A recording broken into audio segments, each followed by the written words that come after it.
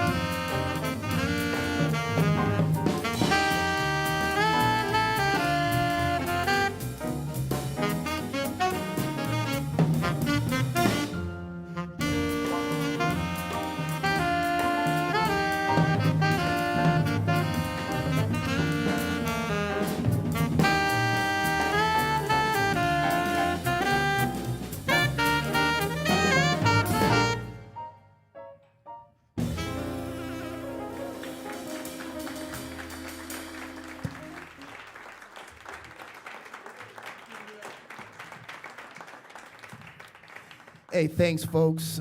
First and foremost, welcome to Noce. It is fantastic to be out playing in front of people, and fantastic to see so many people here.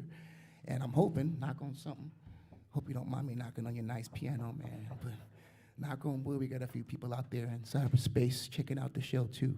But regardless of how you're checking it out, thank you for checking it out. Let me be very straightforward in making sure that I express that first and foremost. So before we kick off into the next tune, let me make sure that you know who it is that you're up here listening to. Small but incredibly important bit of business. And as it turns out, tonight is a University of Iowa affair because everybody up here is affiliated with the university in some way, shape, or form. Yep, hey. And thank Mother Nature for allowing us to make the trip all the way over to be over here and make this a University of Iowa affair, because she didn't have to cooperate. So back here on the drums, ladies and gentlemen, a monster musician from over in Cedar Rapids, killer musician, but also a doctoral candidate in the School of Education. This, ladies and gentlemen, is Mr. Eric Thompson.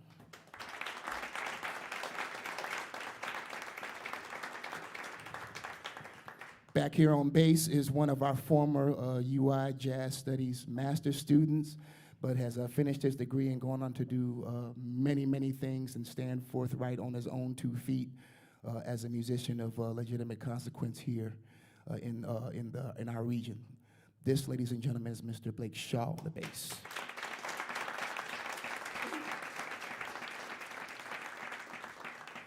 Over here to my right, ladies and gentlemen, this is one of the newest additions to the Iowa jazz scene and brand spanking new in terms of additions to the University of Iowa faculty. We were incredibly lucky to get this gentleman on our faculty, and he is officially with us until he tells us to go to hell. Now we hope that don't happen anytime soon. But in the meantime, it has been an absolute pleasure to get a chance to know and work alongside him. And as you can hear from what's coming out that axe right there, you know what I mean, musically speaking, we're definitely I feel like we're in very, very good hands. This, ladies and gentlemen, is Dr. William Minifield on piano.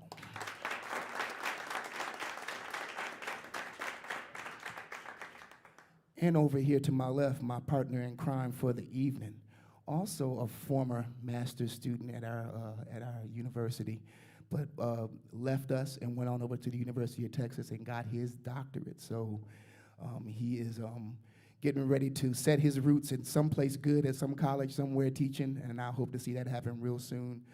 But more importantly, coincidentally, I am technically on sabbatical this semester. I'm waiting for that to feel like I'm on sabbatical, but I'm technically on sabbatical. And when you leave, it's customary to get somebody to replace you. And so, I figured that, I tried to get the best person available, and it just so turned out that Jim finished his doctorate and came back to Iowa for a short spell, so we are taking full advantage. This, ladies and gentlemen, is my fellow dueling saxophonist for the evening. This is Dr. Jim Buennig on alto.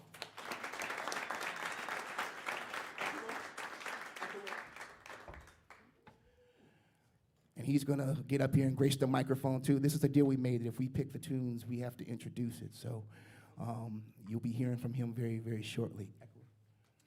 But I picked this one, so you're stuck with me for another 30 seconds. This is a tune written by the great Horace Silver, one that certainly isn't played all that much, definitely not played much in Iowa, but is an absolutely fantastic tune.